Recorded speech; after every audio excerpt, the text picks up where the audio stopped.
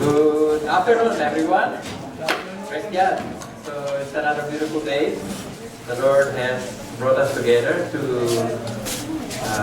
study, learn, grow from the Word of God. We will continue our study in the book of Philippians. And last time we have discussed Philippians chapter 1, wherein it's the believer's life purpose, right? Believer's life purpose. And what's that purpose? To give glory to God, right? To honor God, to give glory to God. And we will continue our topic. We will be on Philippians chapter 2, and this is the believer's life's pattern. Okay, praise God. Life's pattern. So before we start, I'd like to ask everyone to stand up, to rise, to give honor to the reading of the Word. If you have your Bible, turn your Bible in Philippians chapter 2, and I'll be reading chapter 2, verse 5. Have this attitude in yourself, which is also in Christ Jesus. Let us pray. Father God, Lord, we give you thanks for this beautiful and bright day that you have gathered your children to hear your word, O God, that we may be encouraged, may be enlightened, O Lord God, may be strengthened by your word. May your Holy Spirit work in our midst, O God. Guide my lips as I speak, O Lord. I speak the words that will be honoring and exalting, O Lord God, to everyone. We pray, O Lord God, that you will continue to speak in our hearts as we grow in the faith. And thank you, Lord God, as we pray in Jesus' mighty name. Amen. You may all be seated. Amen. Thank you. So if you have your Bible, just turn it in chapter 2 of Philippians, and then we'll be discussing, everything we'll be discussing will be in that chapter. Right? So, So, a pattern, right? It says there we have believer's life pattern. And if you want to read, I subdivided it into 4 sections. First is the call. Second is the Christ. Third is the command. And fourth is the companions, right? So this is the first chapter 2, verse 1 to 6, and I would like to read it. It says there, therefore, if there is any encouragement in Christ, if there is any consolation of love, if there is any fellowship of the Spirit, if any affection and compassion, make my joy complete by being of the same mind, maintaining the same love, united in spirit, and intent on one purpose. Do nothing from selfishness and empty conceit, but with humility of mind, regard one another as important than yourselves. Do not merely look out of your own personal interest, but also for the interest of others. And this attitude in yourself, which was also in Christ Jesus, who thought, although he existed in the form of God, did not regard equality with God thing to be grasped. So it says there, therefore. What is that? Why is it therefore in there? If you look at the before these passages in chapter 1 that we have discussed last time, it says there in 49, for to you it has been granted for Christ's sake not only to believe in him, but also to suffer for his name's sake. So he was saying there, we were told, not only to believe in him, but also to suffer for his name's sake. Sometimes a lot of people thought that if you become a Christian, everything will be happy and dandy, right? Everything will be smooth sailing. Everything will be taken care of by God himself. And, no trouble, no sickness, no nothing. But actually, the truth is far from what is being preached nowadays. Happy, wealthy, and healthy and wealthy. Well, here it says there, we are called by Christ, not only to believe in him, but also to suffer for his name's sake. Right? There will be persecution, there will be hardship. And then it says there, therefore, right? It calls for the unity and humility of the body of Christ. Right? Not only that we are called to be united, as last time, Pastor Rodel's message in Philemon, reconciliation, be united, not to be uniform, but to have harmony, right? To have unity. I one time preached one message, and when you have unity without verity, it's only plain conspiracy. What do I mean? Unity without verity is only plain conspiracy. Meaning to say, your unity or our unity is always based on the truth. Right? If we have unity and our unity is only about something that is not true, then that is just conspiracy. But here it says there that we are united in Christ. Right? If there is any encouragement in Christ, it says there, any encouragement in Christ, strength, encouragement, in our union with Christ. Right? To those who are united in Christ. That's the thing that drives us to move forward, to persevere, right? Because there's something inside us, a power inside us that drives us to persevere, encourage in Christ, even though we are suffering, persecutions, and, this is nothing yet. The Lord says, there will be a time that, there will be more persecution of the Christians. Is that if there is any encouragement in Christ, in any consolation of love, comfort from His love, in spite of persecution and hardship, if any fellowship of the Spirit, empowered by the Spirit, bearing the fruit of the Spirit, what are those? Love, peace, joy, kindness, goodness, self-control. These are results of our union with Christ, right? So he mentioned a lot of things in it. Encouragements in Christ, consolation of love, fellowship of the Spirit. If any affection and compassion, make my joy complete. Make my joy complete. What is he saying here? It's a progress, right? It's a progress, right, of believers. Make my joy complete. Meaning to say, once you give your life to Christ, it's not one-time event, right? Our sanctification, our death is a process in our life. It doesn't happen in a single day, right? It's a process, right? And he's saying here to the Philippians brothers, make my joy complete. He was asking the Philippian church to progress in their faith. It says there also, united not only, to make the joy complete, but also of being the same mind. Same mind, same love, same spirit, and same purpose. Right? When it says same mind, right? Same mind. Okay, sorry. Let me. Doesn't work. So it says there, same mind, right? What does it mean having the same mind? It's like, I would compare it like the music that we play, right? The music that we play has different tone, right? Different tone. But when you put it all together, it's harmonious, right?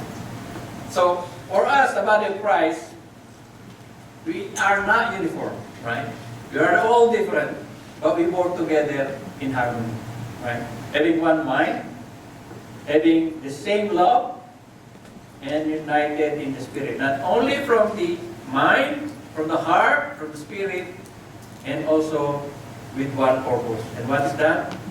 Our goal and mission is to spread the gospel. One purpose, right?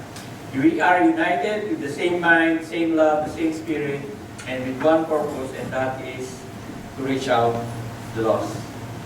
And it says there, in verse 3, do nothing from selfishness or empty conceit, but with humility consider one another as more important than yourself.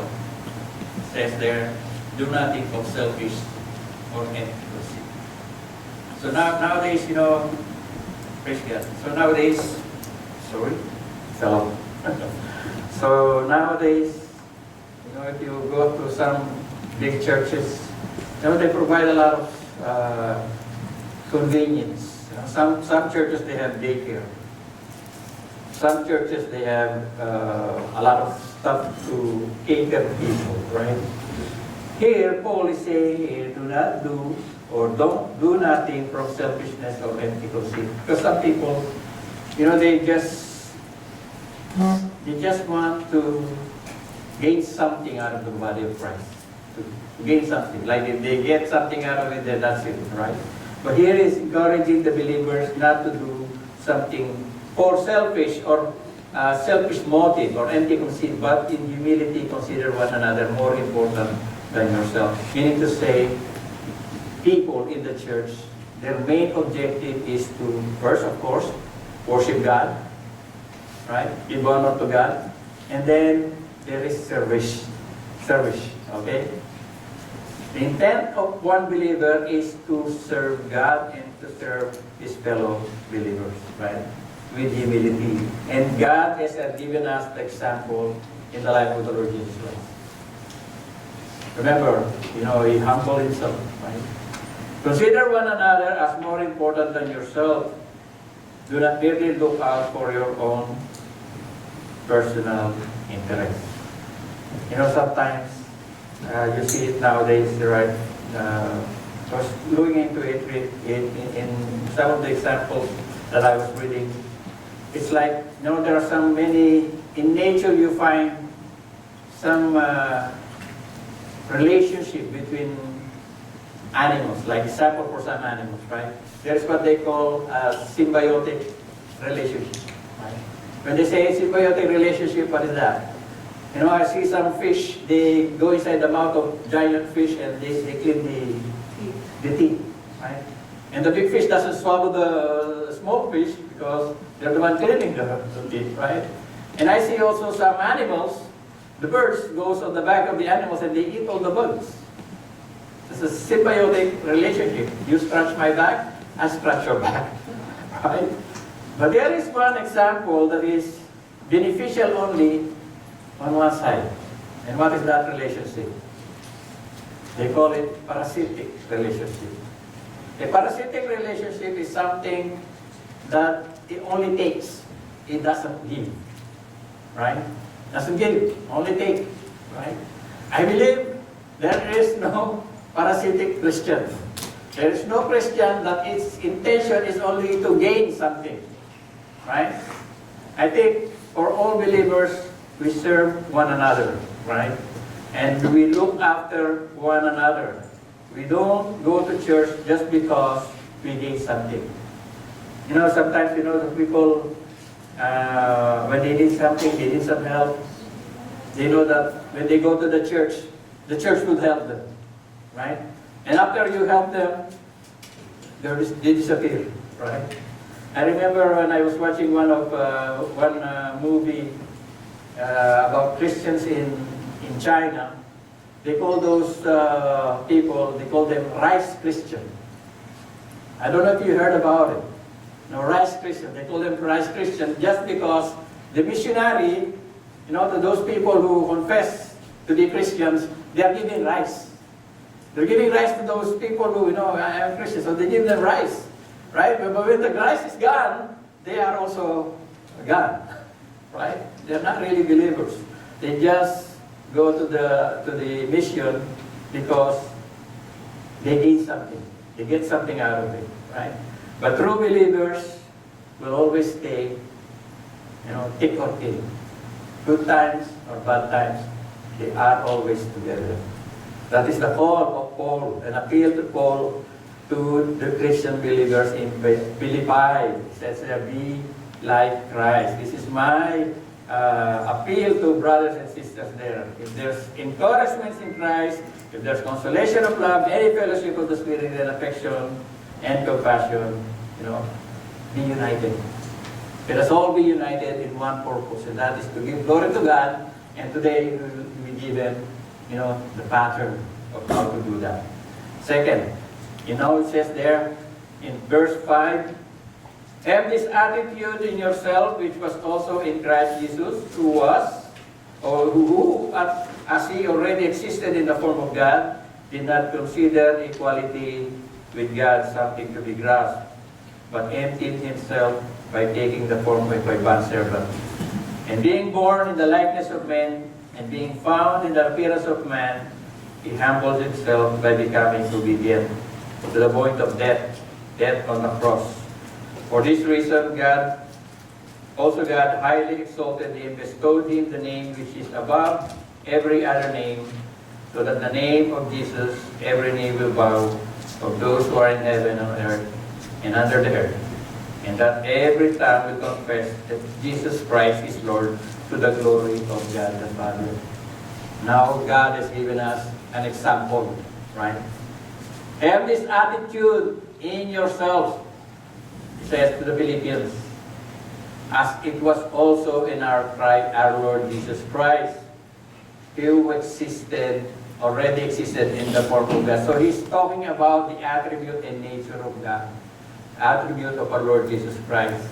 And he says there, he did not consider equality as something to be grasped, meaning to say all his rights and privileges, he just put it on the side, right? But he emptied himself and taking the form of a bondservant. Imagine, the Lord Jesus Christ doesn't need to go down. Doesn't need to go down, right? He's up there with the Father. But because of sin of mankind, he has sent his Son to die on our behalf, right? Because of our sin, he sent his Son, our Lord Jesus Christ, to die. He doesn't need to, but he did it.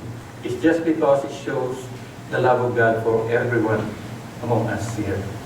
He took the form of a bondservant. Then again, when he took the form as a human, he could have chosen to be born in a palace. He could have chosen to be born in a royal family or someone who is rich. But instead, he humbled himself. He chooses a family that are not even rich, or actually they are very poor, right?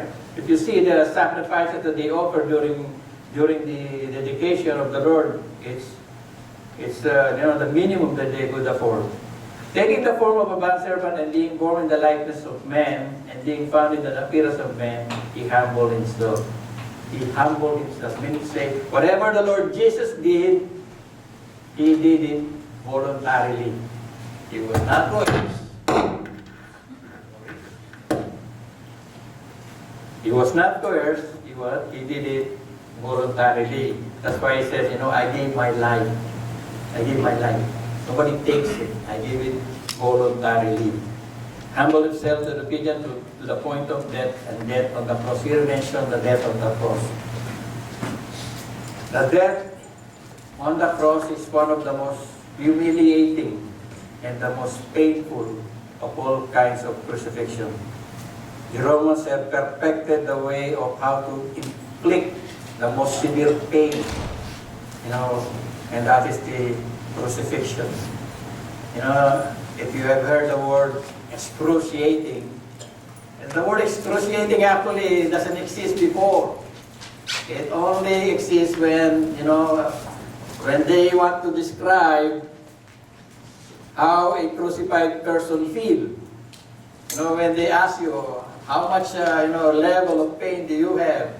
Level 1, level 2, or up to level 10. And when you say it's level 11, that is excruciating pain. It's something that, you can't bear it anymore.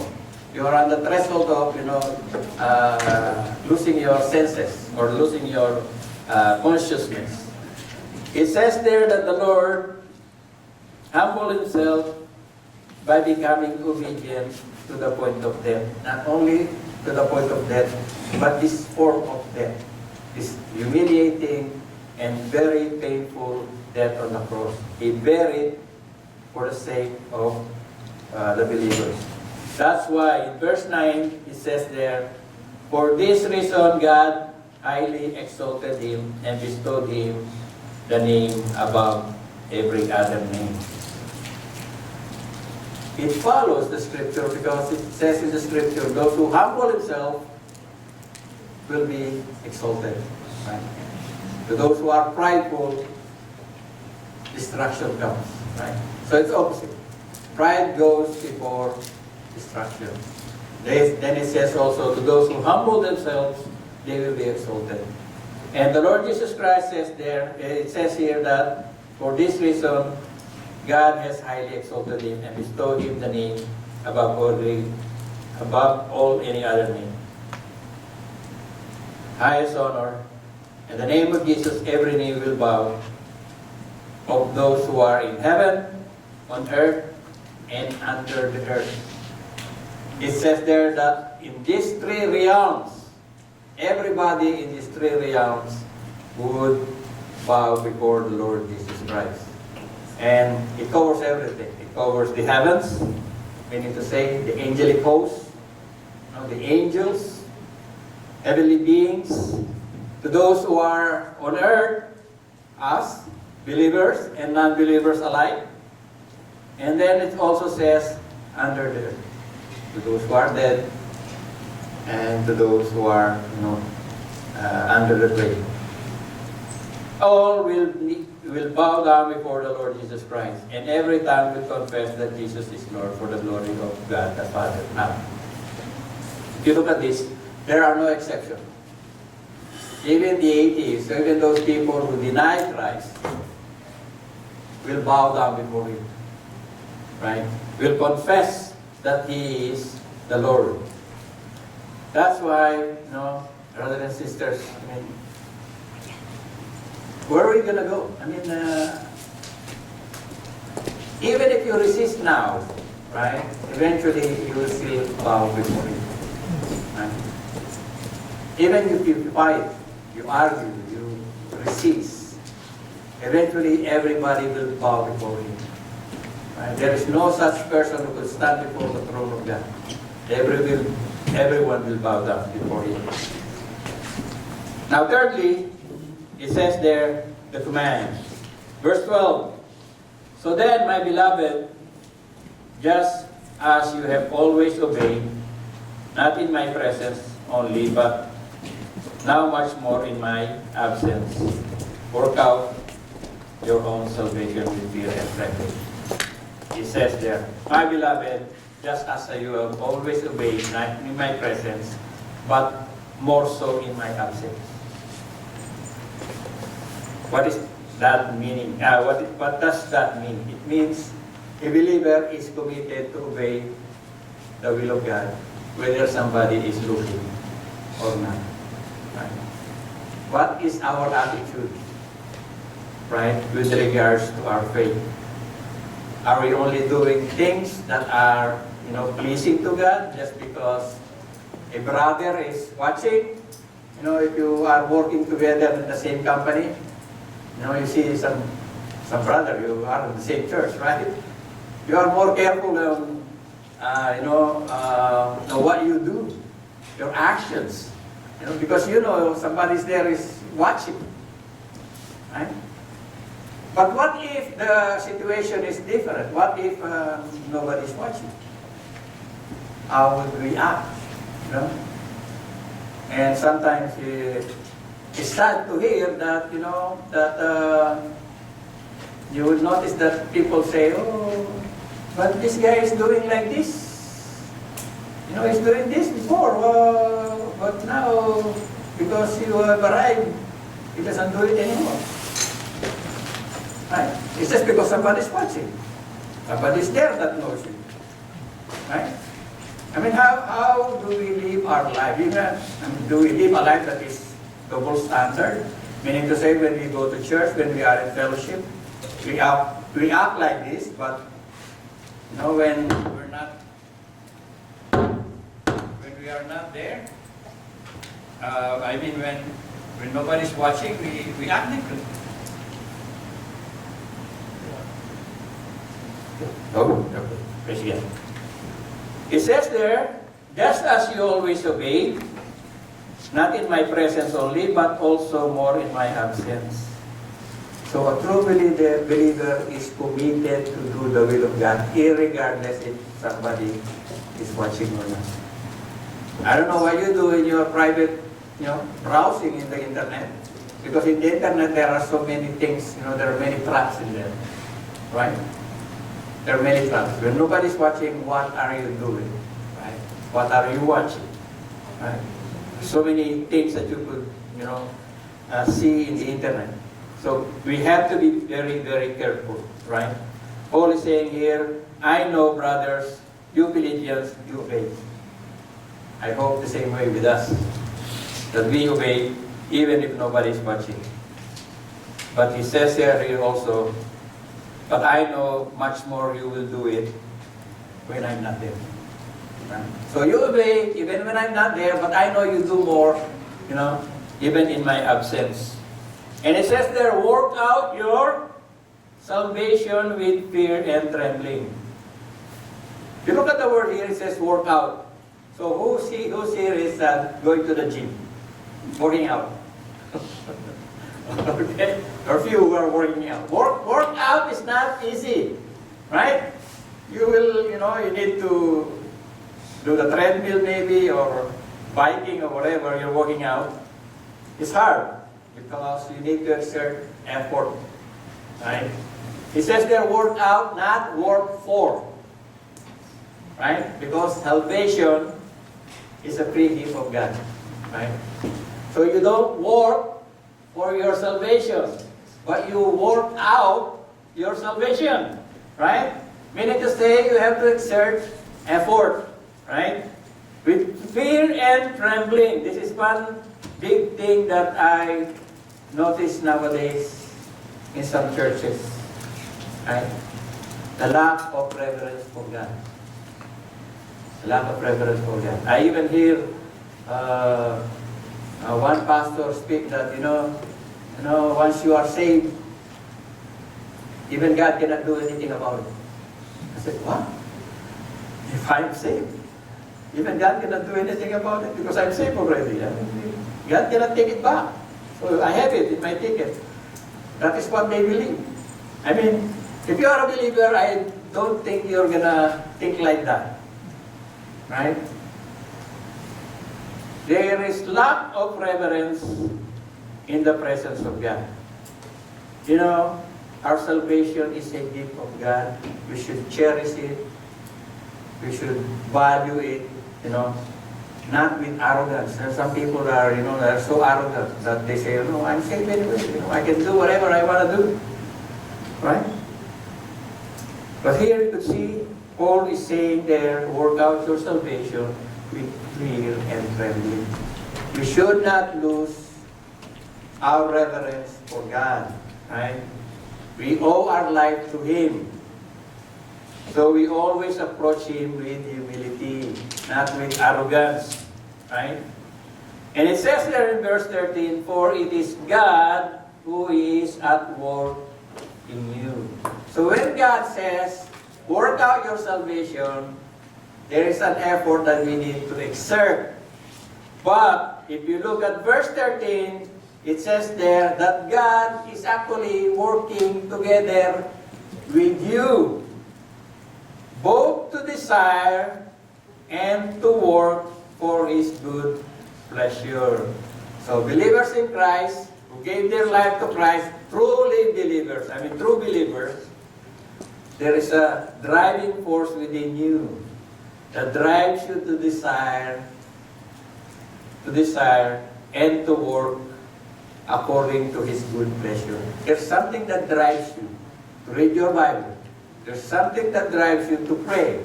There's something that drives you to have fellowship with like-minded believers. There's a force within you that, drives you to do these things. Not only the desire in your heart, but also the ability to do. Right? Because a non-regenerated person, those people who say they are believers, but you don't see any change in their lives. No change in lifestyle. They just say, okay, I'm a believer, I accept the Lord Jesus Christ, I'm saved, now I can live my life the way I wanted. Right? There's no driving force in them to pursue holiness. There's nothing in their heart that drives them to persevere to continue to honor God in the lives, in their lives, but, and they just confess that they are believers. Right? Confessing to be a believer doesn't really help you when you reach heaven and the Lord says to you, I don't know you. Right? No value at all. Right? True believers, they have their heart focused on honoring God, loving God, right? And there's a power that is working in you to desire, not only to desire, but the ability as well to work or to accomplish His will.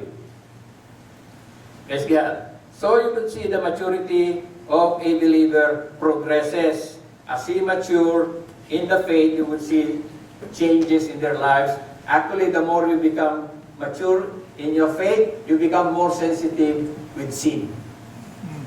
You become more sensitive with sin. Because if you are a new believer, sometimes, you don't distinguish major sin from minor sins. But when you become a believer, you could see the small sin. You become guilty. Easily get guilty with small sin, even with small lie. And it says there, right, that God is the one who is working in you and me. Do all things without complaining or arguing. Okay. And it's sad to say, sometimes in the workplace, Christian believers, if you look at it, those non-believers, they are not even complaining. The people who claim to be believers, they are the most complainer, right? I mean, it says here, do all things without complaining or arguing, so that you will prove yourself to be blameless and innocent. With regards to work, how do we grow in the faith with regards to work? Like, do all things. Do all things means do all things, right? Not only at work, not only at home, anywhere. Anywhere. Do all things without complaining or arguing. In our workplace, sometimes they dump everything in my table, The people in the test, they dump it. The people in the production, they dump it. Everything, they dump it on my table. And sometimes it piles up, right? And I just noticed maybe because I never refuse. When they say, okay, we need this one, can you do this? I said, yes. Okay, just put it there. Okay, just put it there. And then it piles up. I got piled up with all this junk. But I never complain. I never complain about the job that they are giving me. One time I was talking to one person, and she was complaining about, they gave me all this job. It's not even my job. I said, you should be grateful that they are giving you all this job. If I'm the supervisor and I want to get rid of somebody, I would get rid of the person who is doing the less. Now, if the person does only one thing and there's another person who do 5 things, if I'm going to get rid of somebody, who's you going to get rid? Of course, the one that does only one thing. I will keep the one who does a lot of things, right? So that's why I told him you should be grateful that they're giving you all this job. It's your job security. They will keep you, more likely than the one who does only one thing. And I said, if that job or if that task is, let's say that product is gone, that product is, let's say, we're not going to do this product anymore. So what happened to you? That's the only product you know. You're also gone. Right? Now, when they dump work on your table, of course, you cannot finish everything. Right? But you don't complain. I don't complain. I just said, put it there, and tell me which is the priority. Right? I don't complain. You do it there, put it there, I will do it, but give me the priority. I only have 8 hours. So which one is priority? I'll do it first. Then I'll do this, and I'll do this, and I'll do this. I can do all of them, but I only have 8 hours. Right? So you don't complain. You just tell them, I will do it if I have the time. Right? But as again, when we do our job, we don't do our job, as if we are doing it to the company. We do our job as if we are doing it to the Lord. Remember, the Lord will reward you if you are faithful in the task that you were given. Right? So, it says here, do all things without complaining or argument, so that you will prove yourself to be blameless and innocent children of God. Without complaining, without arguing. Why are people complaining and arguing? Or why do they grumble? Right? Because they are not happy and they are having all this job and, you know, they are discontent, right? They're like, they don't trust God, that God would see them through these things. So that you will be blameless, innocent children of God, above reproach in the midst of crooked and perverse generation. Nowadays, I believe, you know, when you are in a workplace, you will see all this type of people, you know, type of people that they are so scheming. At the end of the day, you know, they don't accomplish anything. I believe there's something like that in your workplace. You know, those people are, you know, they're there. They seem to be busy every day. But at the end of the day, they accomplish nothing. I believe you have, because in my workplace we have that. Even in my previous job, we have that. You know, they're always busy. But at the end of the day, you ask them, what have you accomplished? And they have accomplished nothing. You see them, they're holding the car. They're like moving here, moving there, going here. You know, they look so busy the whole day. And then you ask them, what have you finished? Nothing. You didn't finish anything. Right? And some people will say, you know how many hours I put into that job? I said, I don't care how many hours you put in that job. What I care is how many jobs you put in an hour. Not hour in a job. Right? So, it says there, in this midst of crooked and perverse generation, you will see that. But, and some people say, just because this guy is doing like that, why would I do it? Why would I be, you know, why would I produce more when this guy beside me is not even producing anything? Right? It ends up that all the tasks is going to be landing on my table, and this guy is so lazy, you know, is taking advantage of, you know, and I end up doing all the job. But brothers and sisters, you know, this is my mentality. You know, when I go to work, first, you know, I work for the Lord. Right? I work for the Lord. Right? I need to work irregardless of people are watching or not watching. Right? I do it because I like to please my Lord. Right? Secondly, if this guy is lazy, or if I do my job, I mean, our pay will be the same. Our pay will be the same. He may get that money the same way as I do, right? But I have no control of that. If I become lazy like him, then I will be like him. Right? We are the same, right? But brothers and sisters, this is the thing, the attitude that we should have in the church. We should have attitude also in our workplace. Same attitude we have at home, right? Irregardless of who is looking. Irregardless if people are not doing it. Right? Do what is right and do what is pleasing to God. I remember my dear co-worker, she passed away already. And she has this sticker on her table. It says there, do good even if others are not. Do good even if others cannot. Do good even if others will not. Do good anyway. Right? He passed away already. So, brothers and sisters, and encouraging for all of us, you know, let us do good even though nobody's watching. Right? Not only that, you know, it honors God.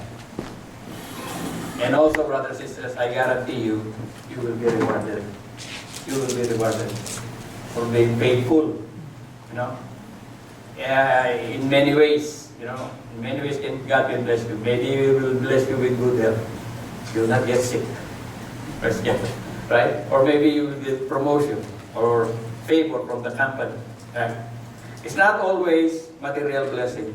But for sure, I know, if you are faithful with the Lord, He will always bless you in some other way. Right? Praise God. It says there, in this midst of this crooked and perverse generation among whom you appear as light in the world. So, when they see you, brothers and sisters, like in your workplace, when they see you, they will see the difference between the believers and the non-believers. I know there are also people who are non-believers, but they work hard. There are some people like that. I've seen that one too. And sometimes I see non-believers work harder than believers. That's a sad thing. Right? And sometimes we have a co-worker who said, I'm a believer, but you complain a lot.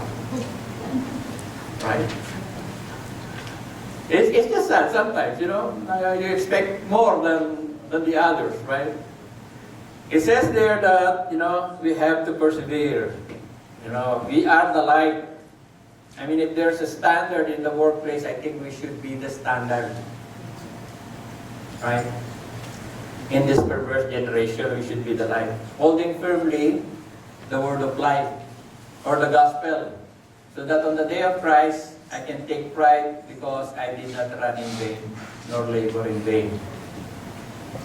So Paul is saying here to the Philippians church that, I'm proud of you. I'm proud of you, brothers and sisters, right? I know that, whatever labor I have done, that I have, contributed, it's not wasted, right? There's no greater joy for a pastor or for a leader in the church to see his congregation, persevere. Be energetic with regards to the work of God, committed to the work of God, and working together, unified, for one purpose, that is to give glory to God and to expand the work of God. He says they're holding firmly to the word of life, so that on the day of Christ I can take pride because I did not run in vain. But even if I'm being poured out as a drink offering upon the sacrifice and service of your faith, I rejoice and share my joy with you. You too, I urge, rejoice in the same way and share your joy with me. Look at it, right? A person in jail, tied to a soldier, right? And saying here, even though I am being poured out as a drink offering or a sacrifice, I still rejoice. Because I see the progress that you have in your faith. Right? Pastor Adel mentioned talking a while ago regarding, eventually we will retire. Right? We will retire. Right? And we know that the Lord will call workers in this church. I believe, you're not going to be sitting there forever. Eventually, one of these days, you'll be also standing here. Praise God, right? And, it's a cycle. Because we don't live forever. Eventually, somebody will take over, right? But, there is a progress in our faith. We gradually mature, right? And this is the time. All the effort that we do here, the Bible study, the fellowship that we have yesterday, right, it strengthens us. It actually prepares us to the ministry, right? And don't be scared. Don't be scared, right? The Lord is the one working in you, giving you the desire, at the same time giving you the ability, right? So when you stand up here, you don't say, oh, because I am good. You can only say, because of God's grace, I can do it, right? So don't be afraid, brothers and sisters. Encouragement for all of you. Because I started like that too, sitting on the chairs at the back, right? I didn't even thought that one day I'll be speaking. Encouragement for brothers and sisters. The Lord is working on your life the same way He is working in my life. So it says there, I urge you to rejoice the same way as you share your joy with me. Now, the last one, the companions. Paul has mentioned two companions here, right? Co-workers in Christ. somebody who is, how would I say it, confident that they will do the tasks they were given. Actually, they are exemplary. He mentioned two guys here, Timothy and Epaphroditus. And he was saying that, Timothy is young, right? Eventually he became the bishop of Ephesus. He was young, but he says there, I hope in the Lord to send Timothy to you shortly so that I also may be encouraged when I learn of your condition. I have no one else of kindred spirit who will genuinely be concerned for your welfare. You could see that, if there's only one person working in the church, like only one pastor, and he does everything, eventually he'll be burned out. If he doesn't have anyone, a brother or a sister or somebody who assists him in the work, because it's so much things to be done, right? But here Paul is saying, I have these companions, right? Trustworthy companions. Not only that they are reliable, even it mentioned here, Epaphroditus, that, his obedience surpasses his, strength. He was already sick. So he almost died. He said, my brother and fellow worker and fellow soldier, he says there. He almost died. He was distressed because you had heard that he was sick. I mean, brothers and sisters, we all help each other, especially in the work of God, right? We are all united with one purpose, to give glory to God. And we need your help. We need your help, right?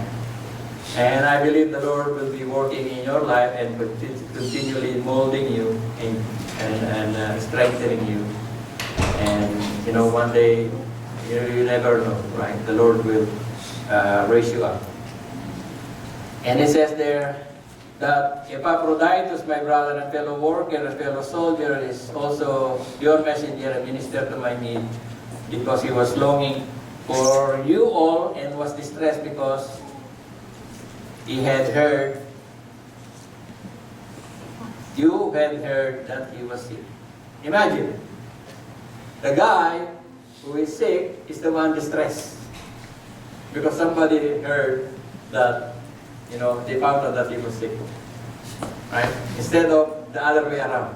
I mean, if you heard that, somebody is sick, you get distressed because that person is sick. But this one is opposite. The one get distressed here is the sick person, just because the brothers realized that he was sick. I think we do it also. When somebody is not feeling well with us, let's say somebody got sick in my family or some bad news, I never tell my mom. Because if you tell your mom, and she cannot do anything, she'll just get distressed, right? So it's the same thing here. Epaphroditus doesn't want the brothers in Philippi to learn that he was sick, right? And it was actually, he was distressed actually because they found out, right? And indeed, he was sick to the point of death. But God had mercy on him, not only on him, but also on me, so that I would not have sorrow upon sorrow. You could see the closeness of these brothers. They have real concern for each other.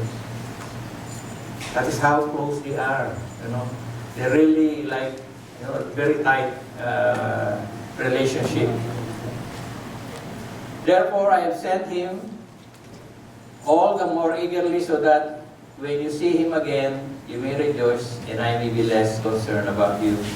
Receive him then in the Lord with all joy and hold people like him in high regards, because he was close to death for the work of Christ, risking his life to compensate for your absence in your service to me. He says there, hold people like him in high regard. Brothers and sisters, not just, maybe you would say bias, but it says here, to those who work in the Lord, esteem them highly. Right? Esteem them highly. Right? Hold them in high regard. especially to those who work to the work of the Lord. And this is the things that the Lord is telling us. He has given us a pattern of how to live our life, believer's life pattern, and He has given us a great example. And that example is the Lord Jesus Christ. Serving with humility, not because of selfish ambition or something, there is an agenda, right? A true believer in Christ will serve without any agenda. You don't want this, you don't want that, you just want to serve, right? And regardless of what is happening around us, we persevere, right? And we are encouraged, and there is always joy when we serve the Lord. Philippians, we always see joy, rejoice. We don't grumble. When we serve God, we don't grumble. We serve with joy. And this is the challenge that the Lord has given us today. And as I mentioned here, in verse 5 a while ago, have this attitude in yourselves, which was also in Christ Jesus. Let us pray. Father God, again, Lord, we give you thanks for this message, Lord God. A call for unity and humility. You have given us the pattern, the life of our Lord Jesus Christ, who humbled Himself until death, O Lord God, even in the death on the cross. We thank you, O Lord God, that you have, again, one more remind us of, Lord, the importance of unity and harmony in the body of Christ. We pray, O Lord, that you may continue to work in us, O God, both to desire and to work for your good pleasure. We pray, O Lord God, that the Holy Spirit will speak in our hearts, O God. And one day, O Lord, like the companions of Paul, O Lord God, you will call great men and women in this church, O Lord God, to be a part of the ministry. We give you thanks, O Lord God, and I pray that you may continue to bring more people in this place. The people that have the desire to know your word and to obey your word. And this we pray in Jesus' name. Amen.